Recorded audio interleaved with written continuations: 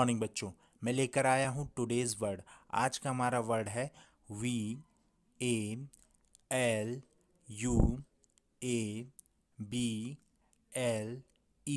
Valuable. बच्चों, valuable शब्द का हिंदी अर्थ है मूल्यवान या बहुमूल्य। बच्चों, जो वस्तु अधिक मूल्यवान, अधिक कीमती होती है वो मूल्यवान वस्तु कही जाती है, अर्थात उसका मूल्य अधिक होता है। जैसे सोना एक मूल्यवान वस्तु है। हमारे जीवन में और भी ऐसी कई मूल्यवान वस्तुएं हैं जिसका हमें ध्यान रखना चाहिए। जैसे समय एक बेशकीमती, बहुमूल्य और मूल्यवान वस्तु है। इसको हमें बर्बाद नहीं करना चाहिए, इसको हमें नष्ट नहीं करना चाहिए। समय की महत्ता को समझना चाहिए। धन्यवाद। Good morning, everyone. Today's thought is we become what we think about. It means हम जैसा सोचते हैं वैसे बनते हैं। इसलिए हमें हमेशा सकारात्मक सोच रखनी चाहिए। सकारात्मक सोचने से हम धीरे धीरे वही बन जाएंगे जो हम बनना चाहते हैं।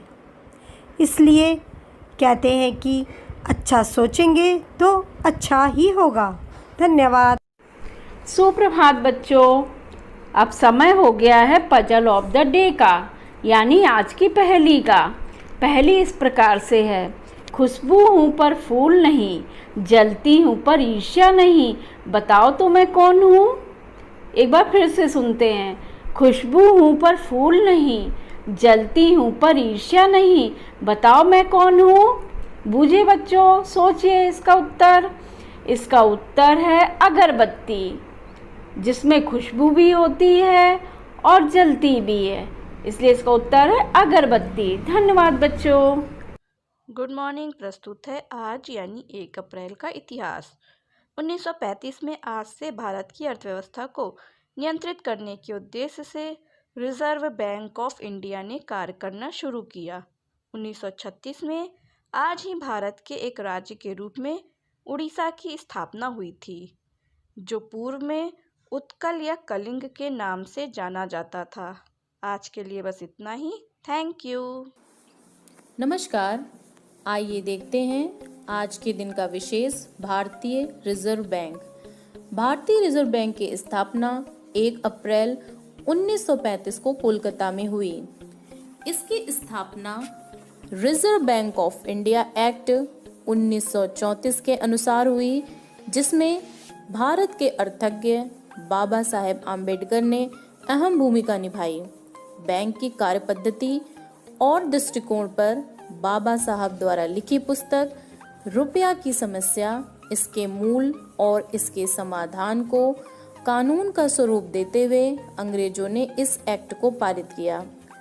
पूरे भारत में रिजर्व बैंक के कुल 29 क्षेत्रीय कार्यालय हैं, जिनमें से अधिकांश राज्यों की राजधानी में स्थित है। भारतीय रिजर्व बैंक भारत का केंद्रीय बैंक है। यह भारत के सभी बैंकों का संचालक है। रिजर्व बैंक भारत की अर्थव्यवस्था को नियंत्रित करता है। आज के लिए इतना ही। धन्यवाद। मॉर्निंग बच्चों, आज की प्रश्नावली का विषय है विभिन्न आविष्कार और उनके आविष्कारक। प्रश्न नंबर 1, रक्त परिवहन की खोज किसने की थी? विलियम हार्वे ने रक्त परिवहन की खोज की थी। पेनिसिलिन की खोज किसने की थी?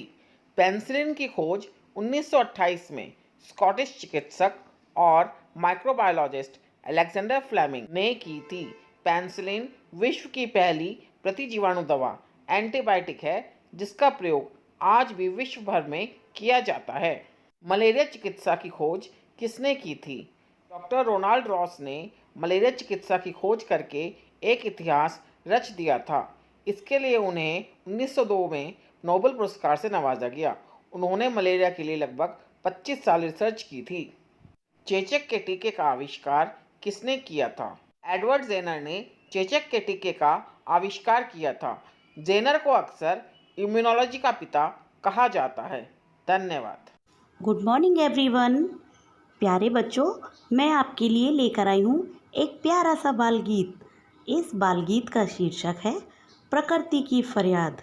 बच्चों, जैसा कि हम जानते हैं, प्रकृति एक प्राकृतिक पर्यावरण है जो हमारे आसपास है।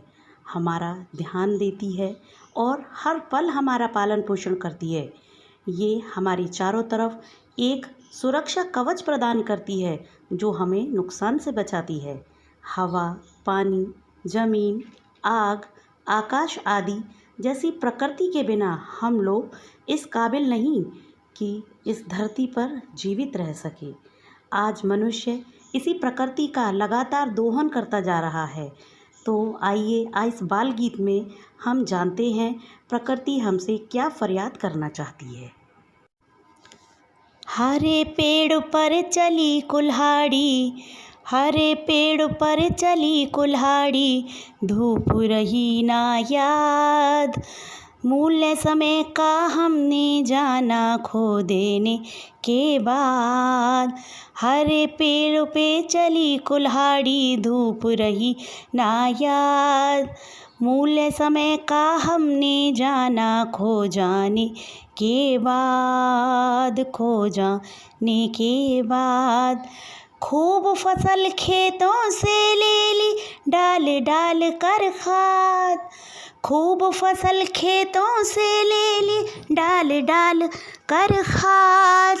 पैसों के लालच में कर दी, पैसों के लालच में कर दी उर्वरता बर्बाद, पैसों के लालच में कर दी उर्वरता बर्बाद। दूर दूर तक बसी बस्तियाँ नगर हुए आबाद, दूर दूर तक बसी बस्तियाँ नगर हुए आबाद। बंद हुआ अब तो जंगल से, बंद हुआ अब तो जंगल से मानव का संवाद, मानव का संवाद। बंद हुआ अब तो जंगल से मानव का संवाद, मानव का संवाद। ताल तलैया सब सूखे हैं हुई नदी में गाद, ताल तलैया सब सूखे हैं हुई नदी में गाद। पानी के कारण होते हैं हर दिन नए विवाद, हर दिन नए विवाद। पशु पक्षी बेघर फिरते हैं कौन सुने फरियाद, पशु पक्षी बेघर फिरते हैं कौन सुने फरियाद। कुदरत के दोहन ने सबके, कुदरत के दोहन ने सबके मन में भरा विषाद, मन में भरा विषाद। तो प्यारे बच्चों, आज आपने देखा कि प्रकृति का विनाश करने से कितनी समस्याएं खड़ी हो गई हैं, इसलिए हमें अपनी प्रकृति से प्रेम करना चाहिए। धन्यवाद। सुप्रभात प्यारे बच्चों। आज की कहानी परिस्थितियों को दोष। काफी समय पहले की बात है। एक आदमी रेगिस्तान में फंस गया था। वह मन ही मन अपने आप को बोल रहा था कि यह कितनी अच्छी और सुंदर जगह है, अगर यहाँ पर पानी होता तो यहाँ पर कितने अच्छे अच्छे पेड़ उग रहे होते और यहाँ पर कितने लोग घूमने आना चाहते होंगे। उसको थोड़ी दूर आगे जाने पर एक कुआं दिखाई दिया जो कि पानी से लबालब भरा हुआ था। वह काफी देर तक इधर उधर सोचता रहा। फिर बाद में उसको वहां पर एक रस्सी और बाल्टी भी दिखाई दी।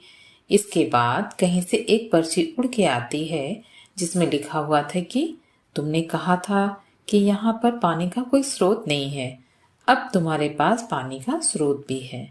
अगर तुम चाहते हो तो यहाँ पर पौधे लगा सकते हो। पर वह आदमी बिना कुछ किए वहां से चला गया। यह कहानी हमें यह सिखाती है कि अगर आप परिस्थितियों को दोष देते हो कि अगर यहाँ पर ऐसा हो और आपको वह सोर्सेज मिल जाए तो क्या उस परिस्थिति को बदल सकते हो?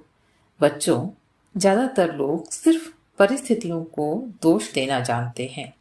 अगर उनके पास उपयुक्त स्रोत हो तो भी वो परिस्थिति को बदलने का प्रयास नहीं करते हैं। पर आपको प्रयास करना है, तभी सफल होंगे। धन्यवाद। नमस्कार। आज मोटिवेट और सेल्फ का विषय है वक्तव्य और आचरण। एक छोटी सी कहानी जो बताती है कि सेवा, सहायता, दया, स्नेह आदि चर्चा का विषय नहीं बल्कि जीवन जीने की कला है। एक दिन एक वाद विवाद प्रतियोगिता का आयोजन हुआ जिसका विषय था जीवों पर दया प्राणी मात्र की सेवा। विद्यालय के कॉन्फ्रेंस हॉल में प्रतियोगिता आरंभ हुई। तमाम प्रतिभागियों ने जीवों पर दया के विषय में शानदार भाषण दिए। आखिरी में जब पुरस्कार देने का समय आया तो गुरुजी ने एक ऐसे विद्यार्थी को चुना जो मंच पर बोलने के लिए ही नहीं आया था। यह देखकर अन्य विद्यार्थियों में रोष के स्वर उठने लगे। गुरुजी सबको शांत कराते हुए बोले, आप सबको शिकायत है ना कि मैंने ऐसे विद्यार्थी को क्यों चुना जो प्रतियोगिता में सम्मिलित ही नहीं हुआ था। दरअसल मैं जानना चाहता था कि कौन सेवा भाव को सबसे बेहतर ढंग से समझता है, इसीलिए मैंने प्रतियोगिता स्थल के द्वार पर एक घायल बिल्ली को रख दिया था। आप सभी उसी दरवाजे से अंदर आए, पर किसी ने उस बिल्ली की ओर आंख उठाकर भी नहीं देखा। वह अकेला प्रतिभागी था जिसने वहां रुककर उसका उपचार किया और उसे सुरक्षित स्थान पर छोड़कर आया। जो अपने आचरण से शिक्षा देने का साहस न रखता हो, उसके वक्तव्य कितने भी प्रभावी क्यों न हो, वह पुरस्कार पाने के योग्य नहीं है। धन्यवाद। आपका दिन शुभ हो।